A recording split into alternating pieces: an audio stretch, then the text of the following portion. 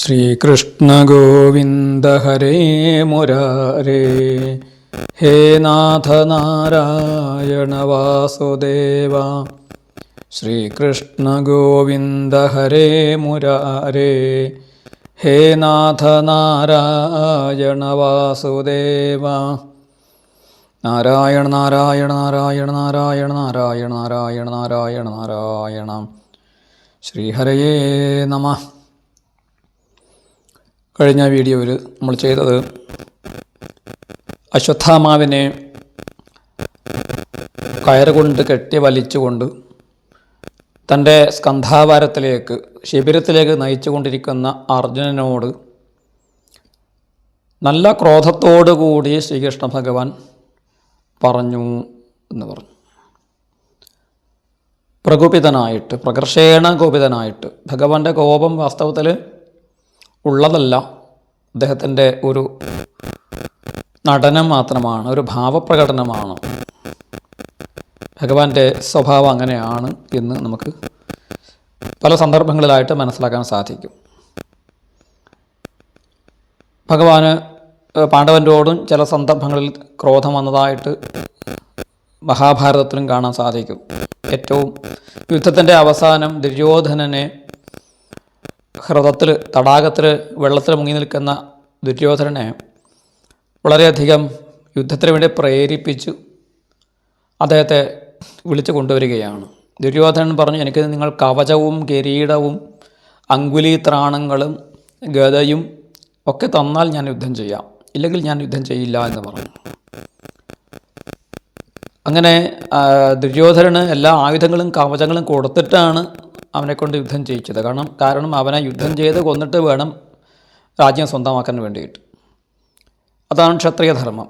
ആ സമയത്ത് യുധിഷ്ഠിര മഹാരാജാവ് ദുര്യോധനോട് പറഞ്ഞു, നിനക്ക് ഒരു ഇളവ് ഞാൻ ചെയ്തു തരാം. ഞങ്ങൾ 5 പേരിൽ ഏതെങ്കിലും ഒരാളെ നീ യുദ്ധത്തിൽ തോൽപ്പിച്ചാലും രാജ്യം നിനക്ക് തരാം എന്ന് പറഞ്ഞു.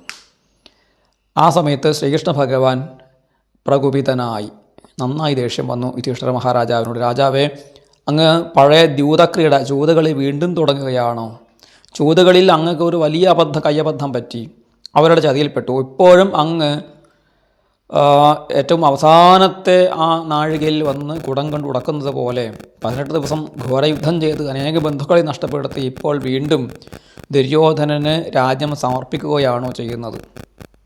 ദുര്യോധനന് ഈ 5 പേരെയും വേണമെങ്കിൽ തോൽപ്പിക്കാൻ സാധിക്കും. അതിനുള്ള അഭ്യാസബലം അദ്ദേഹത്തിനുണ്ട്. ഭീമസേനൻ ബലവാനാണ്, ദുര്യോധനൻ കൃതി ആണ്, അഭ്യാസബലം കൂടുതലുള്ളവനാണ്. 13 വർഷക്കാലം വനവാസം ചെയ്ത ഭീമന് ദുര്യോധനനെ തോൽപ്പിക്കാൻ പ്രയാസമാകും, ഭീമന് പോലും പ്രയാസമാകും. അങ്ങനെ ഒരു ക്രോധം മഹാഭാരതത്തിൽ കാണാൻ സാധിക്കും. ഇവിടെ ഭഗവാൻ അർജുനനോടും ഇതുപോലെ ഒരു പ്രകോപനം പ്രകടിപ്പിച്ചുകൊണ്ടാണ് സംസാരിച്ചത്. എന്താണ് പറഞ്ഞത്? മൈനം പാർത്ഥാർഹസിത്രാതും ബ്രഹ്മബന്ധുമിമം ജഹി യോസാവനാഗസുപ്താനവധീൻ നിശിബാലകാൻ. പാർത്ഥ, ഹേ പാർത്ഥ, അനാഗസഃ സുപ്താൻ ബാലകാൻ നിശി യഹ അസൗ അവധീത് ഏനം ബ്രഹ്മബന്ധും ത്രാതും മാ അർഹസി ഇമം ജഹി. അത്രേ പറഞ്ഞുള്ളൂ. ക്രോധത്തോടു കൂടിയിട്ടാണെങ്കിലും അദ്ദേഹം പറഞ്ഞത് വളരെ ശാന്തമായിട്ടാണ്.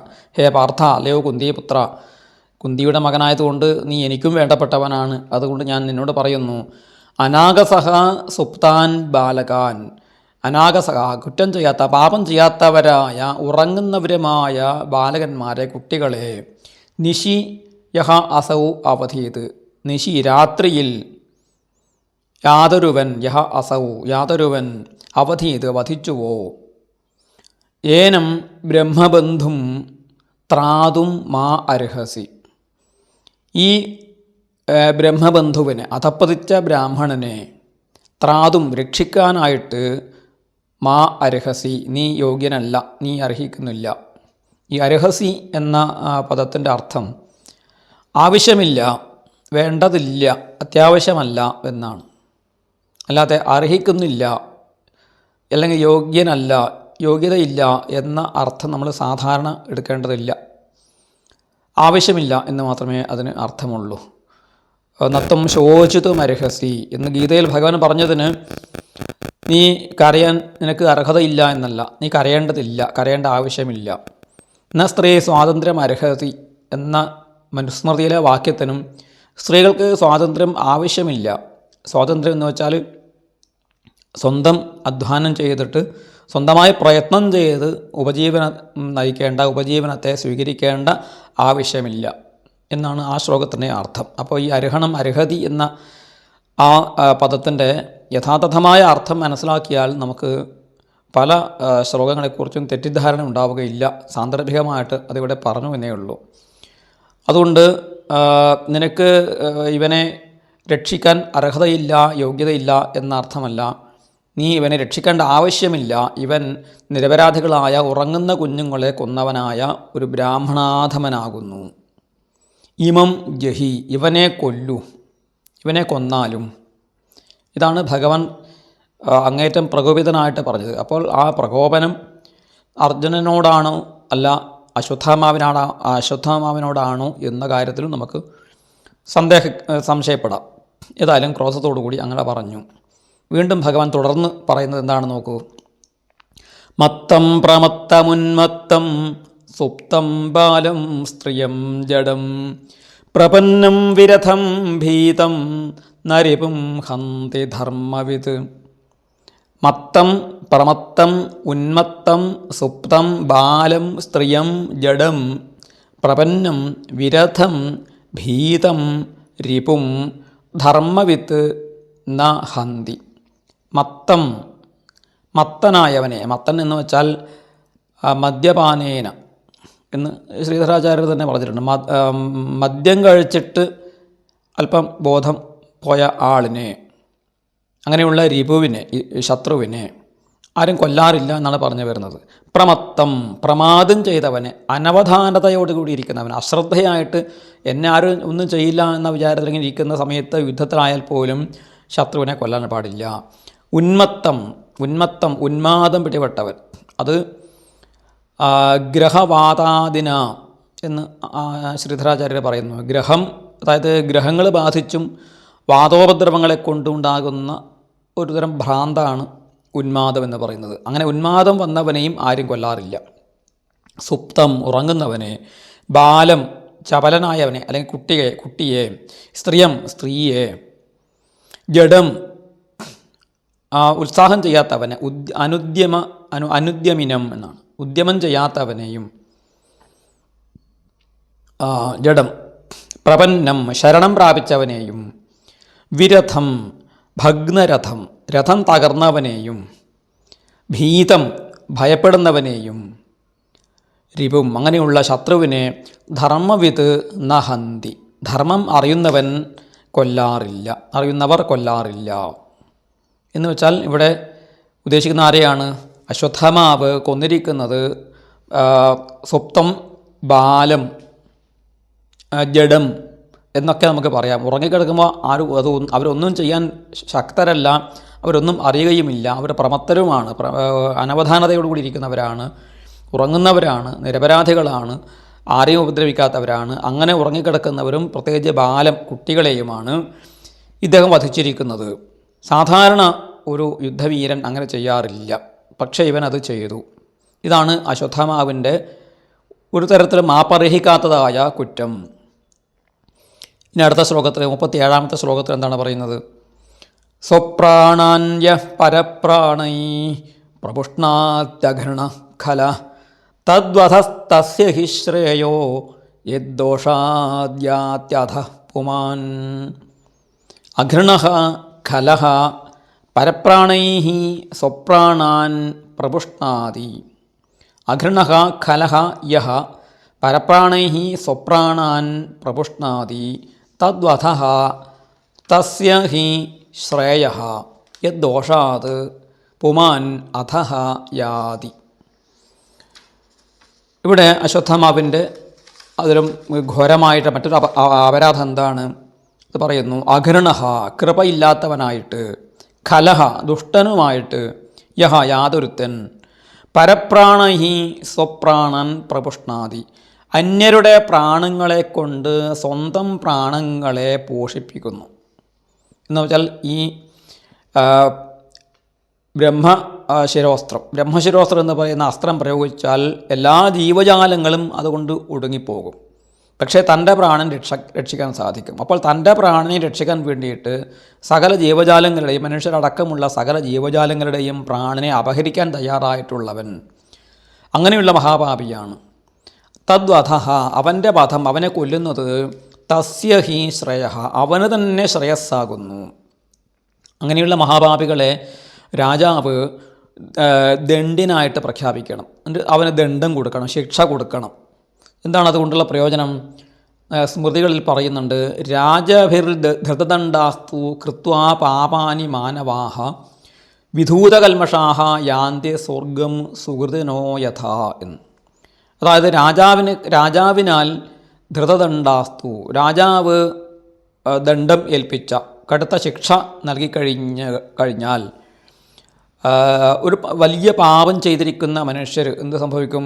വിധൂത കൽമഷ, എല്ലാ കൽമഷങ്ങളും നീങ്ങിയിട്ട് സുഹൃതനഹ യഥാ സ്വർഗം യാന്തി, സുഹൃതികൾ സൽക്കർമ്മം ചെയ്തവർ പോകുന്നത് പോലെ സ്വർഗത്തിലേക്ക് പോകും. അവർക്ക് നരകത്തിൽ പതിക്കേണ്ടി വരികയില്ല.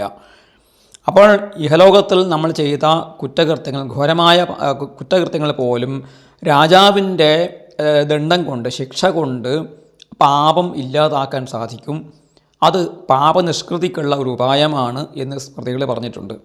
അതുകൊണ്ട് ഇവനെ ഇപ്പോൾ കൊന്നുകളഞ്ഞാൽ ഇവൻ ചെയ്ത പാപത്തിന് പരിഹാരമായി അവന് പിന്നെ നരകത്തിൽ പോകേണ്ടി വരില്ല. അതുകൊണ്ട് ആ വധം അവന് തന്നെ ശ്രേയസ്സാകുന്നു എന്നാണ് ഇവിടെ അർത്ഥം. അങ്ങനെ പുമാൻ യദ്ദോഷാത് പുമാൻ അധഹ യാതി, യാതൊരു ദോഷം കൊണ്ട്, ഏതൊരു കുറ്റകൃത്യം കൊണ്ട് ഒരു മനുഷ്യൻ അധഹ യാതി, കീഴോട്ട് വീഴുന്നു, നരകത്തിലേക്ക് വീഴുന്നു. അങ്ങനെയുള്ള കുറ്റം ചെയ്ത ആളിനെ രാജാവിൻ്റെ ശിക്ഷയോട് കൂടിയിട്ട് പരിപൂർണനാക്കി തീർക്കുന്നു, ശുദ്ധനാക്കി തീർക്കാൻ സാധിക്കും എന്നാണ് ഭഗവാൻ പറഞ്ഞത്. സ്മൃതിവാക്യത്തെ ഓർമ്മിച്ചുകൊണ്ടാണ് ഭഗവാൻ ഇത് പറഞ്ഞത് എന്ന് മനസ്സിലാക്കണം. 38ാമത്തെ ശ്ലോകം വീണ്ടും ഭഗവാൻ അവനെ കൊല്ലാൻ ഉള്ള കാരണം പറയുന്നു. അവനെ കൊല്ലണമെന്ന് പറയുന്നതിൻ്റെ ഔചിത്യം എന്താണ് എന്ന് വീണ്ടും ഭഗവാൻ പറയുന്നു. പ്രതിശ്രുതം ച ഭവതാ പാഞ്ചാല്യൈ ശൃണ്വതോ മമ ആഹരിഷ്യേ ശിരസ്തസ്യ യസ്തേ മാനിനി പുത്രഃ. ഭവതാ ശൃണ്വതഃ മമ പാഞ്ചാല്യൈ പ്രതിശ്രുതം. ഹേ മാനിനി, തേ പുത്രഃ യഃ തസ്യ ശിരഃ ആഹരിഷ്യേ ഇതി. ഭവതാ, ഭവാനാൽ, അങ്ങയാൽ, ശൃണ്വതഃ മമ, ഞാൻ കേൾക്കെ, പാഞ്ചാല്യൈ പ്രതിശ്രുതം, പാഞ്ചാലിക്കായിക്കൊണ്ട് പ്രതിജ്ഞ ചെയ്യപ്പെട്ടിട്ടുണ്ട്. എന്താണ് പ്രതിജ്ഞ ചെയ്തത് എന്നാണ് ഭഗവാൻ പറയുന്നത്. ആ വാക്യം പറയുന്നു, ഹേ മാനിനി, അല്ലയോ മാനിക്കപ്പെടുന്നവളെ, തേ പുത്രഃ, നിൻ്റെ പുത്രന്മാരെ കൊന്നവൻ, യഹ, യാതൊരുത്തനാണോ, തസ്യ ശിരഃ, അവൻ്റെ ശിരസ്സിനെ, ആഹരിഷ്യേ, ഞാൻ കൊണ്ടുവരും എന്നാണ് നീ പ്രതിജ്ഞ ചെയ്തത്. ഞാൻ കേട്ടുകൊണ്ടിരിക്കെ ഭഗവാന്റെ മുന്നിൽ ചെയ്യുന്ന പ്രതിജ്ഞയ്ക്ക് കൂടുതലൊരു ശക്തി ഉണ്ടല്ലോ. ഭഗവാന്റെ മുന്നിൽ നമ്മൾ ഭഗവാന്റെ നടയിൽ നിന്നുകൊണ്ട് ഭഗവാന്റെ വിഗ്രഹത്തിൻ്റെ മുന്നിൽ വിളക്ക് കത്തിച്ച് വെച്ചിട്ടൊക്കെ നമ്മൾ പ്രതിജ്ഞ ചെയ്താൽ അതിന് കൂടുതലൊരു ഗൗരവമുണ്ട് എന്നർത്ഥം. അത് സൂചിപ്പിക്കുകയാണ്. പക്ഷെ അത് നമ്മുടെ സാധാരണ ലോകധർമ്മമാണ്, ആധ്യാത്മിക ധർമ്മമല്ല, അല്ലെങ്കിൽ ഭാഗവത ധർമ്മമൊന്നുമല്ല. മറിച്ച് അതൊരു ലൗകികമായ ധർമ്മമാണ്. നമ്മൾ സാധാരണ ചെയ്യുന്ന ശിഷ്ടാചാരങ്ങളുടെ, സദാചാരങ്ങളുടെ ഭാഗമായിട്ട്, പ്രവൃത്തിധർമ്മത്തിൻ്റെ ഭാഗമായിട്ടാണ് ഇത്തരം പ്രതിജ്ഞകൾക്ക് കൂടുതലായിട്ട് വില കൽപ്പിക്കേണ്ടി വരുന്നത്. അത് നമുക്ക് ഭഗവാന്റെ ജീവിതത്തിൽ തന്നെ പല സന്ദർഭങ്ങളിലായിട്ട് മനസ്സിലാക്കാൻ സാധിക്കും. അപ്പോൾ നീ അങ്ങനെ പ്രതിജ്ഞ ചെയ്തിട്ടുണ്ടോ എന്ന് ഭഗവാൻ ഓർമ്മിപ്പിക്കുകയാണ്. അതുകൊണ്ട് എന്താണ്, അപ്പോൾ 2-3 കാരണങ്ങൾ, യുക്തികൾ ഭഗവാൻ പറഞ്ഞു. ഇവനെ കൊല്ലണം, ഇവനെ വെറുതെ വിടാൻ പാടില്ല, ഇവൻ കരുണ അർഹിക്കുന്നില്ല എന്ന് പറഞ്ഞു. എന്നിട്ട് ഭഗവാൻ ഒടുവിൽ പറയുകയാണ്, തദസൗ വധ്യതാം പാപ ആദതായി ആത്മബന്ധുഃ ഭർത്തുശ്ച വിപ്രിയം വീര കൃതവാൻ കുലപാംസന. തത് ആത്മബന്ധുഃ ആദതായി പാപഃ അസൗ വധ്യതാം. ഹേ വീര, കുലപാംസനഃ ഭർത്തുഃ ച വിപ്രിയം കൃതവാൻ. തത്, അതുകൊണ്ട്, ആത്മബന്ധുഃ, ആത്മബന്ധുവിനെ, സ്വന്തം ബന്ധുവിനെ കൊന്നവനായ ആതതായി. ആതതായി എന്ന് വെച്ചാൽ എന്നും ആയുധം എടുത്ത് നടക്കുന്നവൻ എന്ന് ഒരു സാധാരണ സരളമായ അർത്ഥമുണ്ട്. ആതതായി എന്ന ശബ്ദത്തിന് സ്മൃതികളിൽ, പ്രത്യേകിച്ച് വസിഷ്ഠ സ്മൃതിയിൽ വിശേഷമായ ഒരു വ്യാഖ്യാനം കൊടുത്തിട്ടുണ്ട്, ഒരു വിശദീകരണം കൊടുത്തിട്ടുണ്ട്. അത് അഗ്നിതോ ഗരതശ്ചൈവ ശസ്ത്രപാണിർധനാവഹ ക്ഷേത്രധാരാഭകർത്താജ ഷടയിതേ ഹ്യാതതായിന എന്നാണ്. 6 തരക്കാരാണ് ആതതായി എന്നറിയപ്പെടുന്നത്. അഗ്നിദഹ, മറ്റുള്ളവരെ തീവച്ച് കൊല്ലുന്നവൻ. ഗരദഹ, മറ്റുള്ളവർക്ക് വിഷം കൊടുത്ത് കൊല്ലുന്നവൻ. ശസ്ത്രപാണി, ആയുധമെടുത്ത് ആളുകളെ ഭയപ്പെടുത്തിക്കൊണ്ട് നടക്കുന്നവൻ. ധനാപഹ, മറ്റുള്ളവരുടെ ധനം പിടിച്ച് പറിക്കുന്നവൻ. പിന്നെ ക്ഷേത്രധാരാപഹർത്ത, അന്യരുടെ കൃഷിയിടങ്ങളും ഭാര്യയെയും അപഹരിച്ചു കൊണ്ടുപോകുന്നവൻ. ഇവരൊക്കെ തന്നെ ആതതായികളാണ്. ഇപ്പോൾ കൗരവന്മാർ, ദുര്യോധനാദികൾ, ദുശാസനൻ, കർണ്ണൻ, ശകുനി മുതലായിട്ട് ആളുകളും അവർക്ക് കൂട്ടുനിന്ന ഇപ്പോൾ ഈ കുട്ടികളെ വധിച്ചവനായ ഈ അശ്വത്ഥമാവും ആരാണ്? ആതതായി ആണ്. അതുകൊണ്ട് ആതതായികളെ കൊല്ലാൻ പ്രത്യേകിച്ച് ആലോചനയുടെ ആവശ്യമില്ല എന്നും സ്മൃതികൾ പറയുന്നുണ്ട്. ഗുരും വാ ബാലവൃദ്ധൗ വാ ബ്രാഹ്മണം വാ ബഹുശ്രുതം ആതതായിനമായാന്തം ഹന്യാദേവാ വിചാരയൻ. അവിചാര്യൻ ഹന്യാത്, വിചാരണ കൂടാതെ അവരെ കൊന്നുകളയണം. ആരെ? ഗുരും വാ, ആ ആതതായി ഗുരുവായിക്കോട്ടെ, ബാലൻ കുട്ടിയായിക്കോട്ടെ, വൃദ്ധനായിക്കോട്ടെ, പിന്നെ ഗുരും വാ ബാലവൃദ്ധൗ വാ ബഹുശ്രുതം ബ്രാഹ്മണം വാ, നല്ല പാണ്ഡിത്യമുള്ള ബ്രാഹ്മണനായിക്കോട്ടെ, ആയാന്തം ആതതായിനം, തൻ്റെ നേരെ വരുന്ന ആതതായിയെ വിചാരം ചെയ്യാതെ, ആലോചന കൂടാതെ കൊന്നുകളയേണ്ടതാണ് എന്ന് ആണ് സ്മൃതിവാക്യം.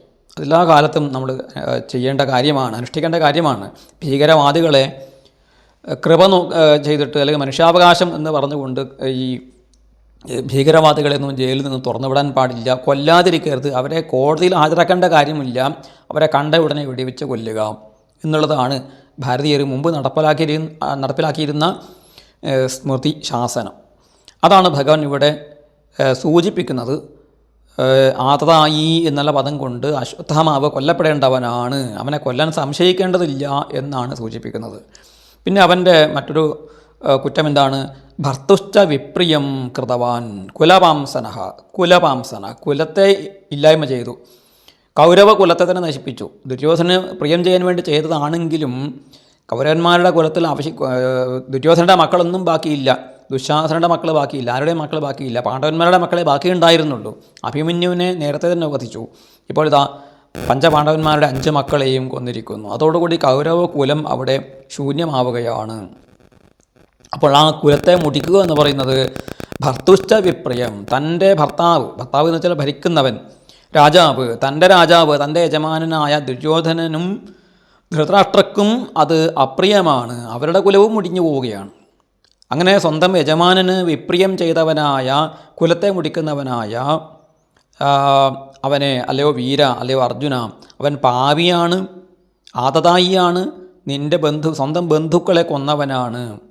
അതുകൊണ്ട് അസവും വധ്യതാം, അവൻ വധിക്കപ്പെടട്ടെ, അവൻ കൊല്ലപ്പെടണം എന്നാണ് ഭഗവാൻ ഉറപ്പിച്ച് പറയുന്നത്. നിരവധി കാരണങ്ങൾ നിരത്തിക്കൊണ്ടാണ് ഭഗവാൻ അശ്വത്ഥമാവ് വധ്യനാണ് എന്ന് പ്രഖ്യാപിക്കുന്നത്. എന്താണ് അർജുനൻ്റെ പ്രതികരണം എങ്ങനെയാണ് എന്ന് നോക്കൂ. അടുത്ത ശ്ലോകം 40-ാമത്തെ ശ്ലോകത്തിൽ പറയുന്നു. സൂത ഉവാച ഏവം പരീക്ഷതാ ധർമ്മം പാർത്ഥകൃഷ്ണേന ചോദിത നൈച്ഛദ്ധന്തും ഗുരുസുതം യദ്യപ്യാത്മഹനം മഹാൻ. സൂതഃ ഉവാച ഏവം ധർമ്മം പരീക്ഷതാ കൃഷ്ണേന ചോദിതഃ പാർത്ഥഃ ആത്മഹനം യദ്യപി ഗുരുസുതം ഹന്തും ന ഐച്ഛത് മഹാൻ. ഇവിടെ മഹാൻ എന്നുള്ളത് പാർത്ഥഃ എന്നതിൻ്റെ വിശേഷണമായിട്ട് അങ്ങനെയും പറയാം. മഹാൻ പാർത്ഥഃ ന ഐച്ഛത്, ആഗ്രഹിച്ചില്ല, ഇച്ഛിച്ചില്ല. എന്തിച്ഛിച്ചില്ല? ഏവം ധർമ്മം പരീക്ഷതാ കൃഷ്ണേന ചോദിതഃ യദ്യപി, ഇപ്രകാരം ധർമ്മത്തെ പരീക്ഷിക്കുന്നവനായ കൃഷ്ണനാൽ പ്രേരിപ്പിക്കപ്പെട്ട മഹാനായ അർജുനൻ ആത്മഹനം യദ്യപി, തന്നെ തന്നെ കൊല്ലുന്നവനാണെങ്കിലും ഗുരുസുതം ഗുരുപുത്രനെ ഹന്തും കൊല്ലാനായിക്കൊണ്ട് അയച്ചത്, ആഗ്രഹിച്ചില്ല. ഇവിടെ നോക്കൂ, ഭഗവാന്റെ ആ സംഭാഷണങ്ങളൊക്കെ തന്നെ എന്തിനു വേണ്ടിയിട്ടായിരുന്നു എന്നാണ് ഇവിടെ പറയുന്നത്. ധർമ്മം പരീക്ഷത, അർജുനൻ്റെ ധർമ്മബോധത്തെ പരീക്ഷിക്കാൻ വേണ്ടിയായിരുന്നു അങ്ങനെ പറഞ്ഞത്. ഭഗവാൻ പറഞ്ഞ ധർമ്മം ആതതായികളെ കൊന്നുകളയണം, ബ്രാഹ്മണനായാലും കുട്ടിയായാലും വൃദ്ധനായാലും കൊന്നുകളയണം എന്ന് പറഞ്ഞത് പ്രവൃത്തിധർമ്മമാണ്. ഒരു രാജാവ് ചെയ്യേണ്ടതായ ലോകധർമ്മമാണ്, പ്രവൃത്തിധർമ്മമാണ്, രാജ്യധർമ്മമാണ്. പക്ഷേ ഈ രാജ്യധർമ്മത്തിനും ഉപരിയായിട്ട് ഒരു പരമമായ ധർമ്മമുണ്ട്. അഹിംസാ പരമോ ധർമ്മ. അഹിംസ എന്ന് പറയുന്നത്, അതുപോലെ എല്ലാ ജീവജാലങ്ങളോടും ദയ കാണിക്കുക എന്ന് പറയുന്നത്, ദയയാ സർവഭൂതേഷു, ഭൂതദയ, സർവഭൂതദയ, സർവ ജന്തുക്കളിലും ഈശ്വര ദർശനം, സമദർശനം, ഇതൊക്കെ തന്നെ ഭാഗവതധർമ്മമാണ്. ഭഗവത്ഗീതയിലൂടെയും ഭഗവാൻ കാണിച്ചു കൊടുത്തത് ഈ ധർമ്മം തന്നെയാണ്, ഈ പഠിപ്പിച്ചു കൊടുത്തത് ഈ ധർമ്മം തന്നെയാണ്. അപ്പോൾ ഭഗവത് ധർമ്മം എന്ന് പറയുന്നത് ലൗകികമായ പ്രവൃത്തിധർമ്മത്തെക്കാളും എത്രയും മുകളിലാണ്, ഏറ്റവും മുകളിലാണ് ഇവിടെ ഉള്ളത്. പക്ഷേ ലോകധർമ്മം നമ്മൾ അനുഷ്ഠിക്കാൻ പലപ്പോഴും നമുക്ക് പ്രതിബദ്ധതയുണ്ടായിരിക്കും. രാജാവായിരിക്കുമ്പോൾ, ഒരു കുടുംബനാഥനായിരിക്കുമ്പോൾ, ഒരു കുലമുഖ്യനായിരിക്കുന്ന സമയത്ത്, ഒരു സേനാനി ആയിരിക്കുന്ന സമയത്ത്, ഒരു പുരോഹിതനായിരിക്കുന്ന സമയത്ത്, ഓരോ തരത്തിലുള്ള കർമ്മങ്ങൾ അനുഷ്ഠിക്കുന്ന സമയത്ത് ആ അതാത് മേഖലകളിൽ ചില ധർമ്മങ്ങൾ നമ്മൾ അനുഷ്ഠിക്കേണ്ടി വരും. പക്ഷേ ആ ധർമ്മത്തെക്കാൾ ഉപരിയായിട്ട് ഒരു ഭാഗവത ധർമ്മം, ഈശ്വരീയമായൊരു ധർമ്മം, ദിവ്യമായ ഒരു ധർമ്മത്തെ നമ്മുടെ ഇതിഹാസ പുരാണങ്ങൾ ചൂണ്ടിക്കാണിക്കുന്നുണ്ട്. അതിനെ നമുക്ക് അനുസരിക്കാൻ ആരുടെയും അനുവാദം ആവശ്യമില്ല. എല്ലാവരുടെയും കൃപ കാണിക്കുക, എല്ലാവരുടെയും കാരുണ്യം കാണിക്കുക എന്ന് പറയുന്നത് ഒരിക്കലും ധർമ്മവിരുദ്ധമായി തീരുകയില്ല. നേരെ മറിച്ച് ചിലരോട് നമ്മൾ ചില ലൗകിക ദൃഷ്ടിയിൽ നോക്കിക്കഴിഞ്ഞാൽ ചിലരോട് കൃപ കാണിക്കുന്നതും ചിലരോട് കൃപ കാണിക്കാത്തതും ചിലപ്പോൾ തെറ്റും ശരിയുമായിട്ട് നമുക്ക് കാണാൻ സാധിക്കും. പക്ഷെ ആത്യന്തികമായിട്ടുള്ള ആ ഒരു സനാതനമായ ധർമ്മം എന്ന് പറയുന്നത് സകല ചരാചരങ്ങളോടും കൃപ കാണിക്കുക എന്നുള്ളതാണ്. അതുകൊണ്ട് ഇവിടെ ഭഗവാൻ ചൂണ്ടിക്കാണിച്ച ധർമ്മം കേവലമായ പ്രവൃത്തിധർമ്മമാണ്. ഭഗവാൻ ഇങ്ങനെ തൻ്റെ ഇഷ്ടപ്പെട്ട ആളുകളുടെ ധർമ്മത്തെ പരീക്ഷിക്കാറുണ്ട്. എന്താണെന്ന് വെച്ചാൽ, ഗോപികമാർ ഭഗവാനെ കാണാൻ വേണ്ടി രാത്രിയിൽ, ഊരിരട്ടത്ത് രാത്രിയിൽ ഭഗവാന്റെ ഓടക്കുഴൽ നാദം കേട്ട് ഓടി വന്ന് ഭഗവാനെ പ്രാപിക്കാൻ വേണ്ടി വന്ന ഗോപികമാരോട് ഭഗവാൻ പറഞ്ഞു, ഭർത്തൃ ശുശ്രൂഷം സ്ത്രീണാം പരോധർമ്മ. ഭർത്താക്കന്മാരെ ശുശ്രൂഷ ചെയ്യുക എന്ന് പറയുന്നത് സ്ത്രീകളുടെ പരമധർമ്മമാണ് എന്ന് പറഞ്ഞു. അപ്പോൾ അതാണോ പരമധർമ്മം എന്ന് പറയുന്നത്? വാസ്തവത്തിൽ പരമധർമ്മം എന്താണ്? ഭഗവാനെ പ്രാപിക്കലാണ്. അതേ ഭഗവാൻ ഭാഗവതത്തിൽ പറഞ്ഞിട്ടുണ്ട്, അഹം ഹി സർവഭൂതാനം ആദിരന്തോന്തരം ബഹി, ഞാൻ സർവ്വചരാചരങ്ങളിലും കുടികൊള്ളുന്ന ചൈതന്യമാണ്. അപ്പോൾ ഭർത്താവിലും ഞാൻ തന്നെയാണ് ഇരിക്കുന്നത്, ഭാര്യയിലും ഞാൻ തന്നെയാണ് ഇരിക്കുന്നത് എന്ന് പറയുന്നുണ്ട്. അതുപോലെ സർവധർമാൻ പരിത്യജ്യ മാമേകം ശരണം. എല്ലാ ധർമ്മങ്ങളെയും അധർമ്മങ്ങളെയും ത്യജിച്ച് നീ എന്നെ തന്നെ ശരണം പ്രാപിക്കൂ. അതോടുകൂടി ധർമാധർമ്മങ്ങളൊക്കെ തന്നെ അവിടെ വിലയം പ്രാപിക്കുന്നു. ഇങ്ങനെയൊക്കെ ഒരേ ഗ്രന്ഥത്തിൽ തന്നെ ഭഗവാൻ പല രീതിയിൽ, ഒരേ ഉപദേശത്തിൽ തന്നെ പല രീതിയിൽ പറയുന്നത് അതാത് സന്ദർഭങ്ങളെ വെച്ചുകൊണ്ട് മനസ്സിലാക്കണം. ഭഗവാൻ അർജുനനോട് പറഞ്ഞു, എന്താണ്, നീ ഇപ്പം യുദ്ധം ചെയ്തില്ലെങ്കിൽ, ഗീതയിൽ പറയുന്നു, അനാര്യജുഷ്ടം അസ്വർഗ്യം അകീർത്തികരം അർജുന. അർജുന, നീ ഈ യുദ്ധം ചെയ്തില്ലെങ്കിൽ നിനക്ക് സ്വർഗം കിട്ടില്ല അർജുന. യഥർച്ചോപലബ്ധം സ്വർഗദ്വാരം അപാവൃതം. നിനക്ക് ഇപ്പോൾ യാദൃച്ഛികമായിട്ട് കിട്ടിയ സ്വർഗത്തിലേക്കുള്ള കവാടമാണ് ഈ യുദ്ധം എന്ന് ഒരിടത്ത് പറയുന്നു. അതേസമയത്ത് ഭഗവാൻ പറയുന്നു സ്വർഗം കാക്ഷിക്കുന്നത് തന്നെ ഏറ്റവും നികൃഷ്ടമായ ആഗ്രഹമാണ് എന്ന് പറയുന്നു. കാമാത്മാന സ്വർഗപരാഹ ജന്മകർമ്മ ഫലപ്രദാം എന്ന് ഗീതയിൽ ഭഗവാൻ പറയുന്നു. ജന്മകർമ്മങ്ങളുടെ ഫലമായിട്ട് സ്വർഗം ആഗ്രഹിക്കുന്നത്, ആ സ്വർഗത്തിലുള്ള ആഗ്രഹം എന്ന് പറയുന്നത് എന്താണ്? നികൃഷ്ടമാണ്. വേദവാദരഥന്മാരാണ് അങ്ങനെ പോകുന്നത്. അവർക്കൊന്നും, ആ സ്വർഗകാമന്മാർക്കൊന്നും തന്നെ എന്താണ്, വ്യവസായാത്മിക ബുദ്ധി സമാധൗന വിധീയത. അവർക്ക് അവരുടെ വ്യവസായാത്മിക ബുദ്ധി സമാധിയിൽ ചേർന്നിരിക്കുകയില്ല. അപ്പോൾ അതൊന്നും ധ്യാനത്തിന് യോഗ്യമല്ല. സ്വർഗത്തെ ആഗ്രഹിക്കുന്നത് തന്നെ അതൊരു ഉത്കൃഷ്ടമായ ആഗ്രഹമല്ല എന്നൊക്കെ പറയുന്ന ഭഗവാൻ, സ്വർഗത്തിൽ പോകാം, നിനക്ക് എന്താണ്, മരിച്ചു കഴിഞ്ഞാൽ സ്വർഗത്തിൽ പോകാം, അതുകൊണ്ട് യുദ്ധം ചെയ്യൂ എന്നും പറയുന്നുണ്ട്. അപ്പോൾ അതൊക്കെ തന്നെ അതാത് സന്ദർഭങ്ങളെ വെച്ചുകൊണ്ട് മനസ്സിലാക്കണം. ഭഗവാൻ ഈ ശ്രോതാവിൻ്റെ, തൻ്റെ ഭക്തൻ്റെ ധർമ്മബോധത്തെ പരീക്ഷിക്കാൻ വേണ്ടി ഇങ്ങനെ പറയുന്നുണ്ട്. അത് ഭഗവാന്റെ രീതിയാണ്, മഹാത്മാക്കളുടെ രീതിയാണ് എന്ന് നമ്മൾ മനസ്സിലാക്കണം. വിവേകാനന്ദ സ്വാമികളും അമേരിക്കയിൽ ചെന്ന് പറഞ്ഞതുപോലെയല്ല ഭാരതത്തിൽ വന്ന് പറഞ്ഞത്. ഭാരതത്തിലെ ഹിന്ദുക്കളെ അദ്ദേഹം കഠിനമായി ശകാരിക്കുന്ന വാക്കുകൾ കേൾക്കാം. അമേരിക്കയിലോ ഇംഗ്ലണ്ടിലോ പോയി പ്രസംഗിച്ചതൊക്കെ തന്നെ എങ്ങനെയായിരുന്നു? ഭാരതീയമായ നമ്മുടെ ധർമ്മത്തിൻ്റെ, നമ്മുടെ സനാതനധർമ്മത്തിൻ്റെ മഹത്വത്തെ ഉദ്ഘോഷിക്കുന്ന രീതിയിലാണ്, സ്വാഭിമാനത്തിൻ്റെ ഭാഷയിലാണ് അദ്ദേഹം അവിടെ സംസാരിച്ചതൊക്കെ. അപ്പോൾ അതൊക്കെ സന്ദർഭം, കാലവും ദേശവും നോക്കിയിട്ടാവണം എന്നുള്ളതാണ്. അപ്പോൾ മഹാത്മാക്കളുടെ വാക്കുകളെ നമ്മൾ വളരെ ശ്രദ്ധയോടു കൂടിയിട്ട് സ്വീകരിക്കണം. അതിൽ നിന്ന് ത്യാജ്യഗ്രാഹ്യ വിവേചനം നമ്മളതിൽ കാണിക്കണം എന്നുള്ളതാണ്. അങ്ങനെ അർജുനൻ്റെ ധർമ്മബോധത്തെ പരീക്ഷിക്കുന്ന ഭഗവാന്റെ വാക്കുകൾ കേട്ടിട്ട് അർജുനന് കാര്യം മനസ്സിലായി. അർജുനൻ ഗുരുസുതം ഹന്തും ന അയിച്ചത്, ഗുരുപുത്രനെ കൊല്ലാൻ ആഗ്രഹിച്ചില്ല. കാരണം എന്താണ്? ഇദ്ദേഹം ഗുരുപുത്രനാണ് എന്നുള്ളത് തന്നെ, ഗുരുവിൻ്റെ മകൻ ഗുരു തന്നെയാണ് എന്നുള്ള സങ്കല്പമാണ്. എന്നിട്ട് എന്ത് ചെയ്തു? 41-ാമത്തെ ശ്ലോകം നോക്കുക. അധോപേത്യ സ്വശിബിരം ഗോവിന്ദപ്രിയസാരഥി നിവേദയത്തം പ്രിയായൈ ശോചന്ത്യ ആത്മജാൻ ഹതാൻ. അഥ സ്വശിബിരം ഉപേത്യ ഹതാൻ ആത്മജാൻ ശോചന്ത്यै പ്രിയായൈ ഗോവിന്ദപ്രിയസാരഥി തം നിവേദയത്. അഥ അനന്തരം പിന്നീട് സ്വശിബിരം ഉപേത്യ സ്വന്തം ശിബിരത്തെ പ്രാപിച്ചിട്ട് ഹതാൻ ആത്മജാൻ ശോചന്ത്यै പ്രിയായൈ ആത്മജാൻ ഹതാൻ കൊല്ലപ്പെട്ട തൻ്റെ പുത്രന്മാരെക്കുറിച്ച് ശോചന്ത്यै ദുഃഖിച്ചുകൊണ്ടിരിക്കുന്ന, ശോചന്ത്യ എന്നുള്ള പദത്തെ ശോചന്ത്यै എന്ന് മനസ്സിലാക്കണം എന്നാണ് വ്യാഖ്യാനം. ശോചന്ത്यै പ്രിയായൈ പ്രിയക്കായിക്കൊണ്ട്, പാഞ്ചാലിക്കായിക്കൊണ്ട് ഗോവിന്ദപ്രിയസാരഥി, ഗോവിന്ദ പ്രിയ സാരഥി ച യസ്യ സഹ ഗോവിന്ദപ്രിയസാരഥി. ഗോവിന്ദൻ പ്രിയപ്പെട്ടവനും സാരഥിയും ആയിട്ടുള്ളവൻ ആരോ അവൻ അർജുനൻ. ഭഗവാൻ അർജുനൻ്റെ പ്രിയപ്പെട്ടവനോട് സുഹൃത്തുമാണ്, സാരഥിയുമാണ്. അങ്ങനെയുള്ള അർജുനൻ തം അവനെ നിവേദനം ചെയ്തു, അവിടെ സമർപ്പിച്ചു. അങ്ങനെ സ്വന്തം മക്കൾ മരിച്ചിട്ട് ശോചിച്ചു കൊണ്ടിരിക്കുന്ന, ദുഃഖിച്ചു കൊണ്ടിരിക്കുന്ന തൻ്റെ പ്രിയപ്പെട്ടവരുടെ മുന്നിൽ ഗോവിന്ദപ്രിയ സാരഥിയായിരിക്കുന്ന അർജുനൻ സ്വശിബിരത്തെ പ്രാപിച്ചിട്ട് ഇവനെ അശ്വത്ഥാമാവിനെ ചെന്ന് സമർപ്പിച്ചു. അപ്പോൾ അവനെ കൊല്ലാതെ ഇനി ബാക്കി പാഞ്ചാലിയുടെ തീരുമാനം കൂടി അറിഞ്ഞ് ചെയ്യാം എന്നുള്ള ഒരു ഉദ്ദേശത്തോടു കൂടി ആയിരിക്കണം അശ്വത്ഥമാവിനെ ബന്ധനസ്ഥനാക്കിയിട്ട് പാഞ്ചാലിയുടെ മുന്നിൽ സമർപ്പിക്കുകയാണ് ചെയ്തത്. തുടർന്ന് എന്താണ് അവിടെ നടക്കുന്നത് നോക്കൂ. 42-ാമത്തെ ശ്ലോകം. തഥാഹൃതം പശുവത് പാശബദ്ധമവാങ്മുഖം കർമ്മജുഗുപ്സിതേന നിരീക്ഷ്യ കൃഷ്ണാപകൃതം ഗുരോസുതം വാമസ്വഭാവാ കൃപയാ നനാമച. നോക്കൂ, വ്യാസൻ്റെ മനസ്സ് വളരെയധികം ഒരു ആവേശം വന്നിട്ടുണ്ട്.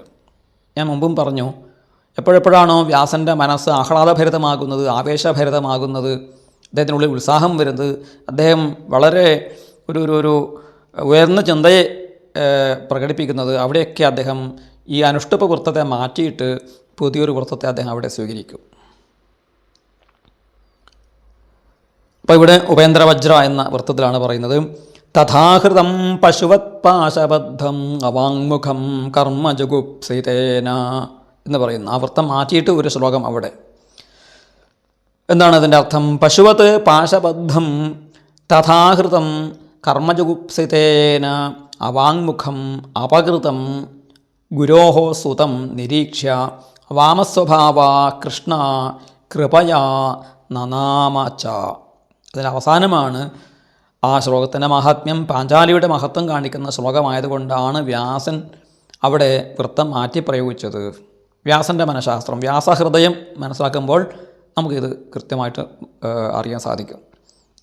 പശുവത് പാശബദ്ധം, പശുവിനെ പോലെ, മൃഗത്തെ പോലെ പാശത്താൽ കെട്ടപ്പെട്ടവനും, തഥാ ആഹൃതം, അങ്ങനെ വലിച്ചു കൊണ്ടുവരപ്പെട്ടവനുമായ, കർമ്മജുഗുപ്സിതേന അവാങ്മുഖം, തൻ്റെ ജുഗുപ്സാവഹമായ വളരെ നികൃഷ്ടമായ കർമ്മത്താൽ അവാങ്മുഖം തലകുനിച്ച് നിൽക്കുന്നവനുമായ, തലതാഴ്ത്തി നിൽക്കുന്നവനുമായ അപകൃതം തനിക്ക് അപകാരം ചെയ്തവൻ, തനിക്ക് ഉപദ്രവം ചെയ്തവനുമായ ഗുരോഹോ സുതം ഗുരുവിൻ്റെ പുത്രനെ നിരീക്ഷ്യ കണ്ടിട്ട് വാമസ്വഭാവ കൃഷ്ണ കൃപയാ നനാമച. വാമസ്വഭാവ, വാമഹ എന്ന് വെച്ചാൽ ശോഭനഃ.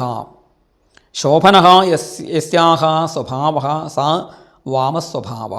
ശോഭനമായ സ്വഭാവമുള്ളവളാണ് വാമസ്വഭാവ എന്ന് അതിനൊരു ഒരു അർത്ഥമുണ്ട്. വാമാക്ഷി, വാമോരു എന്നൊക്കെ സുന്ദരികളായ സ്ത്രീ എന്ന് കാണിക്കാൻ വേണ്ടിയിട്ടും ഈ രീതിയിൽ സ്ത്രീകളെക്കുറിച്ച്, സുന്ദരികളായ സ്ത്രീകളെ അങ്ങനെ വർണ്ണിക്കാറുണ്ട്. ഇവിടെ പാഞ്ചാലിയുടെ സൗന്ദര്യത്തെ അല്ല പറഞ്ഞത്, മറിച്ച് സ്വഭാവത്തെക്കുറിച്ചാണ് ഇവിടെ പറഞ്ഞിരിക്കുന്നത്. വാമസ്വഭാവ, ശോഭനമായ സ്വഭാവത്തോട് കൂടിയ പാഞ്ചാലി ആ ഗുരുപുത്രനെ കണ്ടിട്ട് നനാമച നമസ്കരിക്കുകയും ചെയ്തു എന്നാണ്. അപ്പോൾ ഇതാണ് പാഞ്ചാലിയുടെ മാഹാത്മ്യം. തൻ്റെ 5 മക്കളെയും നിഷ്ഠുരമായി വധിച്ച ആ അശ്വത്ഥമാവ് ഗുരുപുത്രനായതുകൊണ്ട് പാഞ്ചാലി അവൻ്റെ മുന്നിൽ നമസ്കരിച്ചു. ഇത് ഭാരത സ്ത്രീകൾ തൻ ഭാവശുദ്ധി, ഭാരതീയ സ്ത്രീകൾക്ക് മാത്രം സാധിക്കുന്ന കാര്യമാണ് എന്നുകൂടി നമ്മൾ അറിയേണ്ടതാണ്. ആ കുറ്റവാളിക്ക് മാപ്പ് കൊടുക്കുന്ന ഒരു അമ്മയുടെ സ്വഭാവം എന്താണ്, ഈ മാപ്പ് കൊടുക്കാൻ കാരണമെന്നും നമ്മൾ ചിന്തിക്കണം. അതും നമ്മൾ വളരെ മനഃശാസ്ത്രപരമായിട്ടും ഭാരതീയ മനഃശാസ്ത്രമനുസരിച്ചും നമ്മൾ പഠിക്കേണ്ട വളരെ ഉദാത്തമായ ഒരു രംഗമാണ് ഇവിടെ ഭാഗവതം നമ്മുടെ മുന്നിൽ അവതരിപ്പിക്കുന്നത്. എന്താണ് പറയുന്നത് നോക്കൂ. 43-ാമത്തെ ശ്ലോകം. ഉവാച ചാഹസന്ധ്യസ്യ ബന്ധനാനയനം സതി മുച്യതാമേഷ ബ്രാഹ്മണോ നിതരാം ഗുരു. ഉവാച ച പറയുകയും ചെയ്തു. ഉവാച ച അസ്യ ബന്ധനാനയനം അസഹന്തി സതി ബ്രാഹ്മണഃ നിതരാം ഗുരുഃ ഏഷഃ മുച്യതാം. ഉവാച ച പറയുകയും ചെയ്തു. എന്താണ്? അസ്യ ബന്ധനാനയനം അസഹന്തി സതി, അവൻ്റെ ബന്ധനാനയനം ബന്ധിച്ച് കൊണ്ടുവന്നിരിക്കുന്നതിനെ അസഹന്തി സതി സഹിക്കാൻ പറ്റാത്തവളായിട്ട് ഒരു ബ്രാഹ്മണനെ, തപസ്സും സ്വാധ്യായവും വ്രതവും ഒക്കെ ഉള്ളവനായ ഒരു ബ്രാഹ്മണനെ കയറുകൊണ്ട് കെട്ടി, ക്ഷത്രിയൻ കയറുകൊണ്ട് കെട്ടിയിട്ട് കൊണ്ടുവന്നിരിക്കുന്നു എന്ന കാഴ്ച കണ്ടിട്ട് അത് സഹിക്കാൻ പറ്റാത്തവളായിട്ട് ആണ് പാഞ്ചാലി പറയുന്നത്. എന്ത് പറഞ്ഞു? ബ്രാഹ്മണഃ നിതരാം ഗുരുഃ, ബ്രാഹ്മണനാണ് ഇദ്ദേഹം, അതിലും വെച്ച് എന്താണ്, ഗുരുവുമാണ്, നമ്മുടെ ഗുരുവാണ്. ഏഷഃ, അതുകൊണ്ട് ഇവൻ മുച്യതാം മോചിക്കപ്പെടട്ടെ, ഇവൻ മുക്തനാകട്ടെ. എന്തുകൊണ്ടാണ് ഇവനെങ്ങനെയാണ് നമുക്ക് ഗുരുവാണ് എന്ന് പറഞ്ഞത്? സാധാരണഗതിയിൽ ബ്രാഹ്മണൻ ബാക്കി 3 വർണ്ണങ്ങൾക്കും ഗുരുവാണ്. ക്ഷത്രിയ വൈശ്യ ശൂദ്രന്മാർക്ക് സ്വാഭാവികമായിട്ടും ആചാര്യത്വം, ഗുരുത്വം ബ്രാഹ്മണന് ഉണ്ട് എന്ന് ശാസ്ത്രവാക്യമുണ്ട്. അതുകൂടാതെ തന്നെ ഇദ്ദേഹം ദ്രോണാചാര്യരുടെ മകനാണ്. അപ്പോൾ അച്ഛൻ തന്നെയാണ് മകനായിട്ട് ജനിക്കുന്നത് എന്ന് വേദങ്ങളിൽ ഒരു മന്ത്രമുണ്ട്. ആത്മാവയെ പുത്രനാമാസി സജീവ ശരദശതം. സാധാരണയായിട്ട് ജാതകർമ്മ സംസ്കാരം ചെയ്യുന്ന സമയത്ത് ചൊല്ലുന്ന ഒരു മന്ത്രം, അച്ഛൻ മകനെ കാണുന്ന അല്ലെങ്കിൽ തൻ്റെ കുഞ്ഞിനെ കാണുന്ന സമയത്ത് ചൊല്ലേണ്ട ഒരു മന്ത്രമാണ് ആത്മാവയെ പുത്രനാമാസി സജീവ ശരദശതം മങ്കാതങ്കാ സംഭവതി എന്നൊക്കെ ഉള്ള മന്ത്രങ്ങളൊക്കെ ഉണ്ട്. അപ്പോൾ ഒരു പുരുഷൻ്റെ, ഒരു വ്യക്തിയുടെ ആത്മാവ് തന്നെയാണ് മകനായിട്ട് ജനിക്കുന്നത്. അപ്പോൾ അച്ഛനെ മകനായിട്ട് തന്നെ കാണുക എന്നുള്ള ഒരു വൈദികമായ വിശ്വാസമാണ് ഇവിടെ പാഞ്ചാലിയും പ്രകടിപ്പിക്കുന്നത്. അതുകൊണ്ട് ഇവൻ ഗുരുവാണ് എന്ന് പറയുകയാണ്. ആ ഗുരുവിൻ്റെ മഹാത്മ്യം എന്താണ്? തുടർന്ന് പാഞ്ചാലി പറയുന്നു. സരഹസ്യോ ധനുർവേദ സവിസർഗോപസംയമ അസ്ത്രഗ്രാമശ്ച ഭവതാ ശിക്ഷിതോ യദനുഗ്രഹാത്. സരഹസ്യഃ സവിസർഗോപസംയമഃ ധനുർവേദഃ അസ്ത്രഗ്രാമഃ ഭവതാ യദനുഗ്രഹാത് ശിക്ഷിതഃ. സരഹസ്യഃ രഹസ്യഭാവത്തോടു കൂടിയതും, സവിസർഗോപസംയമഃ വിസർഗവും ഉപസംയമവും, പുറത്തുവിടുക, വിസർജനം ചെയ്യുക, പിന്നീട് അതിനെ അടക്കുക, അതിനെ നിയന്ത്രിക്കുക, ഉപസംഹാരം ചെയ്യുക. അസ്ത്രത്തെ തൊടുത്തുവിടാനും അതിനെ സംഹരിക്കാനും തിരിച്ചെടുക്കാനും പറ്റുന്നതായ ധനുർവേദവും അസ്ത്രഗ്രാമ അസ്ത്രങ്ങളുടെ സമൂഹവും ഭവതാ യദനുഗ്രഹാത് ശിക്ഷിത അങ്ങയാൽ യാതൊരാളുടെ അനുഗ്രഹം കൊണ്ട് പഠിക്കപ്പെട്ടുവോ അഭ്യസിക്കപ്പെട്ടുവോ. അടുത്ത ശ്ലോകത്തോട് കൂടിയിട്ടാണ് അതിൻ്റെ അന്വയം പൂർത്തിയാകുന്നത്. സ ഏഷ ഭഗവാൻ ദ്രോണ പ്രജാരൂപേണ വർത്തതേ തസ്യാത്മനോർദ്ധം പത്ന്യാസ്തേ നാന്വഗാദ്വീരസൂഹു കൃപീ. ഭഗവാൻ സഹ ദ്രോണ പ്രജാരൂപേണ ഏഷ വർത്തതേ തസ്യ ആത്മനഃ അർദ്ധം പത്നി ആസ്തേ വിരസൗഹു കൃപീ ന അന്വഗാത്. ഭഗവാൻ സഹ ദ്രോണ സാക്ഷാൽ പരിപൂർണനായിരിക്കുന്ന ഈശ്വരസ്വരൂപിയായിരിക്കുന്ന ആ ദ്രോണർ പ്രജാരൂപേണ ഏഷ വർത്തതേ പ്രജാരൂപത്തിൽ പുത്രൻ്റെ രൂപത്തിൽ ആത്മാവേ പുത്രനാമാസി എന്ന വേദപ്രമാണം അനുസരിച്ച് ആ ദ്രോണാചാര്യരാകുന്ന ആ ഈശ്വരസ്വരൂപിയായിരിക്കുന്ന ഭഗവാനായ ഗുരു തന്നെയാണ് ഇവൻ ഇതാ അശ്വത്ഥമാവട്ടെ പുത്രനായിട്ട് അങ്ങയുടെ മുന്നിൽ നിൽക്കുന്നത്. അതുമാത്രമല്ല തസ്യ ആത്മനഃ അർദ്ധം ആ ദ്രോണാചാര്യരുടെ ആത്മനോർദ്ധം ആത്മാവിൻ്റെ അർദ്ധം ആരാണ്? പത്നി. ആത്മാവിൻ്റെ അർദ്ധമാണ് എന്ന് വേദവാക്യമുണ്ട്. അർദ്ധോവാ ഏഷ ആത്മനോ യത് പത്നി എന്ന് വേദത്തിലൊരു മന്ത്രമുണ്ട്. ഒരു പുരുഷൻ്റെ ആത്മാവിൻ്റെ പകുതിയാണ് തൻ്റെ പത്നി എന്നുള്ളത് ഒരു കാഴ്ചപ്പാടാണ് കേട്ടോ. ആത്മാവിനെ പകുതിയാക്കാൻ പറ്റില്ല, ആത്മാവിനെ അങ്ങനെ പകുത്ത് കൊടുക്കാൻ പറ്റില്ല. ഒരാൾ ആത്മാവ് മറ്റൊരാളാണ് എന്നൊന്നും പറയാൻ സാധിക്കില്ല. എങ്കിലും അതൊരു കാഴ്ചപ്പാടാണ്. അങ്ങനെ ഒരു കാഴ്ചപ്പാട് വേണം. അപ്പോൾ സ്വന്തം പത്നിയെ സ്വന്തം ആത്മാവിൻ്റെ പകുതിയായിട്ട് കണ്ട് സ്നേഹിക്കണം, ആദരിക്കണം, കൂടെ നടത്തണം എന്നാണ് ഉദ്ദേശിക്കുന്നത്. ആത്മാവൈ അർദ്ധവാ ഏഷ ആത്മനോ യ പത്നി എന്നുള്ള മന്ത്രം. അതുകൊണ്ട് ആത്മാവിൻ്റെ അർത്ഥം അദ്ദേഹത്തിൻ്റെ അർദ്ധാംഗിനിയായിരിക്കുന്ന പത്നി, അദ്ദേഹത്തിൻ്റെ പത്നി എവിടെയുണ്ട്? ആസ്തേ ഇപ്പോഴും ജീവിച്ചിരിക്കുന്നു. ദ്രോണർ മരിച്ചിട്ട് ഏകദേശം ഒരാഴ്ച ആയതേ ഉള്ളൂ. ഒരാഴ്ച മുമ്പ് അദ്ദേഹം മരിച്ചു, യുദ്ധത്തിൽ കൊല്ലപ്പെട്ടു. അദ്ദേഹത്തിൻ്റെ പത്നി ഇപ്പോഴും ജീവിച്ചിരിക്കുന്നു. വീരസൗഹു കൃപീ ന അന്വഗാത്. വീരസൗഹു വീരനായൊരു പുത്രനോട് കൂടിയിട്ടുള്ളവളായ ആ കൃപീ എന്ന ദ്രോണപത്നി, കൃപാചാര്യരുടെ സഹോദരിയും ദ്രോണാചാര്യരുടെ പത്നിയുമായ കൃപീ എന്നു പേരുള്ള ആ വീരപുത്രനെ പ്രസവിച്ചവളായ ആ സ്ത്രീ ന അന്വഗാത് തൻ്റെ മരിച്ചപ്പോൾ ഭർത്താവിനെ അനുഗമിച്ചില്ല. അദ്ദേഹത്തിൻ്റെ ചിതയിൽ ചാടി പ്രാണാഹുതി ചെയ്തില്ല. എന്തുകൊണ്ട്?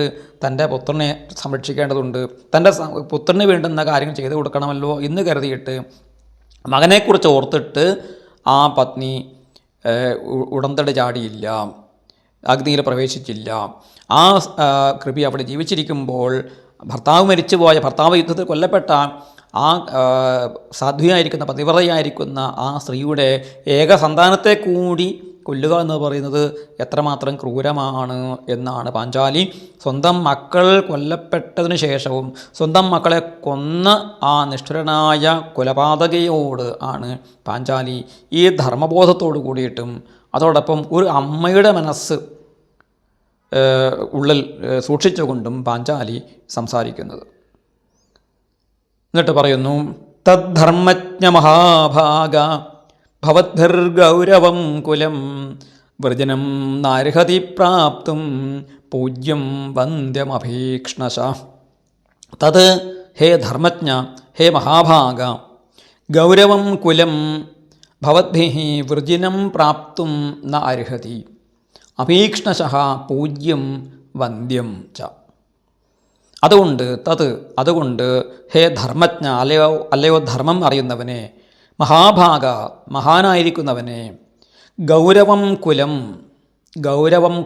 ഗുരുവിൻ്റെ വംശം. ഗൗരവം എന്ന് വെച്ചാൽ ഗുരുവിനെ സംബന്ധിച്ചത്, ഗുരുവിൻ്റെ കുലത്തിനെ, ഭവദ്ഭിഃ വൃജനം പ്രാപ്തും ന അർഹതി അങ്ങയാൽ ദുഃഖത്തെ അങ്ങ് കാരണമായിട്ട് ദുഃഖം പ്രാപിക്കാൻ ഇടയാകരുത്, അർഹമല്ല. അങ്ങ് ആ ഗുരുവിൻ്റെ കുലത്തെ ദുഃഖത്തിലേക്ക് തള്ളിവിടാൻ അർഹനല്ല. അങ്ങനെ ചെയ്യേണ്ട കാര്യമില്ല, ചെയ്യുന്നത് ഉചിതമല്ല, അത് അനുചിതമായി തീരും.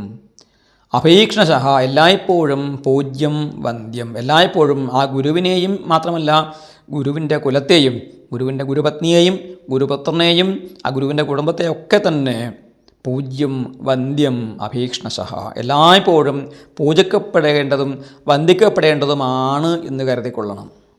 സ്വന്തം മക്കൾ മരിച്ചപ്പോഴും ആ അമ്മയുടെ ധർമ്മബോധം നഷ്ടപ്പെട്ടിട്ടില്ല എന്നാണിത് കാണിക്കുന്നത്. ക്ഷത്രിയ സ്ത്രീകൾക്ക് അങ്ങനെ സാധിക്കും. അവർ വീരമാതാക്കളാണ്, വീരപ്രസവിനികളാണ്, വീരപത്നിയുമാണ്. അവർക്ക് അത് സാധിക്കുമെന്നാണ് കാണിക്കുന്നത്.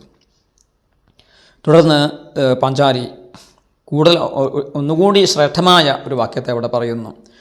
മാരോദീതസ്യ ജനനീ ഗൗതമീ പതിദേവത യഥാഹം മൃതവത്സാത്ത രോദിമ്യശ്രുമുഖീ മുഹു. പതിദേവത ഗൗതമീ അസ്യ ജനനീ മൃതവത്സ ആർത്ത അശ്രുമുഖീ അഹം മുഹുഹു യഥാ രോദിമി തഥാ മാ രോദീത്. പതിദേവത എന്ന് വെച്ചാൽ പതിഹി യസ്യാഹ ദേവത സാ പതിദേവത. ഭർത്താവ് യാതൊരുവൾക്ക് ദേവതയാണോ അവൾ പതിദേവത. ബഹുവ്രീഹിയായിട്ട് അതിനെ വിഗ്രഹിക്കണം. അപ്പോൾ ഭർത്താവിനെ ദേവതയായിട്ട് കാണുന്നവളും ഗൗതമി, ഗൗതമകുലത്തിൽ ജനിച്ചവളായ കൃപി, അസ്യ ജനനി ഇവൻ്റെ മാതാവ്, മൃതവത്സ ആർത്ത അശ്രുമുഖി അഹം മുഹുഹു യഥാ രോദിമി. മക്കൾ മരിച്ചവളും ആർത്ത ദുഃഖിതയും അശ്രുമുഖി കണ്ണീരൊലിക്കുന്ന മുഖത്തോട് കൂടിയവളുമായിട്ട് അഹം ഞാൻ, മുഹുഹു യഥാ രോദിമി വീണ്ടും വീണ്ടും എങ്ങനെയാണോ കരയുന്നത്, തഥാ മാ രോദീത് അങ്ങനെ കരയരുത്. ആര്? ആ പതിവ്രതയായ സാധ്വിയായ ഗൗതമകുലത്തിൽ ജനിച്ചവളായ ആ കൃപി മക്കൾ മരിച്ച് വീണ്ടും വീണ്ടും ആവർത്തിച്ച് കരഞ്ഞുകൊണ്ടിരിക്കുന്ന, കണ്ണീരൊഴുക്കിക്കൊണ്ടിരിക്കുന്ന ഞാൻ കരയുന്നത് പോലെ കരയരുത്, കരയേണ്ടി വരരുത്. എന്ന് വെച്ചാൽ 5 മക്കൾ മരിച്ച എനിക്ക് ആ പുത്രദുഃഖം, പുത്രവിയോഗത്തിൻ്റെ ദുഃഖം കൃത്യമായിട്ട് അറിയാം. ഞാൻ അനുഭവിച്ച ദുഃഖം മറ്റൊരാൾ അനുഭവിക്കേണ്ടി വരരുത്. എൻ്റെ മക്കളെ കൊന്നവൻ്റെ അമ്മയ്ക്ക് ഞാൻ അനുഭവിക്കുന്ന അതേ ദുഃഖം ഉണ്ടാവരുത് എന്ന് പ്രാർത്ഥിക്കുന്ന, എന്ന് ആഗ്രഹിക്കുന്ന പാഞ്ചാലിയുടെ ഉദാരമായ മനസ്സിനെയാണ് വ്യാസൻ ഇവിടെ പരിചയപ്പെടുത്തി തരുന്നത്. തുടർന്ന് 48-ാമത്തെ ശ്ലോകം നോക്കുക. ഒരു മുന്നറിയിപ്പ് കൊടുക്കുകയാണ്. യൈ കോപിതം ബ്രഹ്മകുലം രാജന്യൈരകൃതാത്മഭി തത്കുലം പ്രദഹത്യാശു സാനുബന്ധം ശുചാർപ്പിതം. അകൃതാത്മഭി യൈ രാജന്യൈ കോപിതം ബ്രഹ്മകുലം തത്കുലം സാനുബന്ധം ശുചാർപ്പിതം ആശു പ്രദഹതി. അകൃതാത്മഭി അറിവില്ലാത്തവനായ, അല്ലെങ്കിൽ ഇന്ദ്രിയനിഗ്രഹം മനോനിയന്ത്രണമില്ലാത്തവരായ, യൈഹി രാജന്യൈഹി യാതൊരു ക്ഷത്രിയന്മാരാൽ, കോപിതം കോപിക്കപ്പെട്ടതായ ബ്രഹ്മകുലം ബ്രാഹ്മണവംശം, തത്കുലം അവൻ്റെ കുലത്തെ, അവരുടെ കുലത്തെ, സാനുബന്ധം പരിവാരങ്ങളോടുകൂടി ബന്ധുക്കളോടൊപ്പം, ശുചാർപ്പിതം ദുഃഖത്താൽ ബാധിക്കപ്പെട്ടതായിട്ട്, ശുചാ അർപ്പിതം ശോകത്താൽ ബാധിക്കപ്പെട്ടതായിട്ട്, ആശു പ്രദഹതി വളരെ പെട്ടെന്ന് തന്നെ ദഹിപ്പിക്കുന്നു. അപ്പോൾ മനോനിയന്ത്രണമില്ലാത്ത, അറിവില്ലാത്തവരായ ബ്രാഹ്മണർ ഏതെങ്കിലും കാരണവശാൽ ബ്രാഹ്മണകുലത്തെ ക്രോധിപ്പിക്കുകയാണെങ്കിൽ, കോപിപ്പിക്കുകയാണെങ്കിൽ, ആ കോപിക്കപ്പെട്ട ബ്രാഹ്മണകുലത്തിൻ്റെ കോപത്താൽ ആ രാജകുലം അപ്പാടെ സാനുബന്ധം ബന്ധുക്കളടക്കം, ആ കുറ്റം ചെയ്തവരും അവരുടെ ബന്ധുബാന്ധവന്മാരൊക്കെ തന്നെ സമൂലമായിട്ട് ദഹിച്ചു പോകും, കത്തിയെരിഞ്ഞു പോകും എന്നുള്ള ഒരു ബ്രാഹ്മണ വംശത്തിൻ്റെ പ്രാധാന്യം കൂടി ഇവിടെ കാണിച്ചു തരികയാണ്. അതുകൊണ്ട് ഈ അശ്വത്ഥാമാവിനെ വധിക്കരുത് എന്ന് പാഞ്ചാലി വീണ്ടും വീണ്ടും അതിൻ്റെ കാര്യകാരണങ്ങൾ സഹിതം അർജുനൻ്റെ മുന്നിൽ അവതരിപ്പിക്കുന്നു. അപ്പോൾ ശ്രീകൃഷ്ണ ഭഗവാൻ കൊല്ലണം എന്ന് പറഞ്ഞ അതേ അശ്വത്ഥാമാവിനെ കൊല്ലരുത് എന്ന് പാഞ്ചാലിയും പറയുന്നു. ഇങ്ങനെ 2 തരം അഭിപ്രായങ്ങൾ കേട്ടുകഴിഞ്ഞ് അർജുനൻ എങ്ങനെയാണ് പ്രവർത്തിക്കുന്നത് എന്നാണ് തുടർന്ന് നമുക്ക് അറിയാനുള്ളത്. നാരായണ നാരായണ നാരായണ നാരായണ നാരായണ നാരായണ നാരായണ നാരായണ സർവത്ര ഗോവിന്ദ നാമ സങ്കീർത്തനം. ഗോവിന്ദ ഗോവിന്ദ.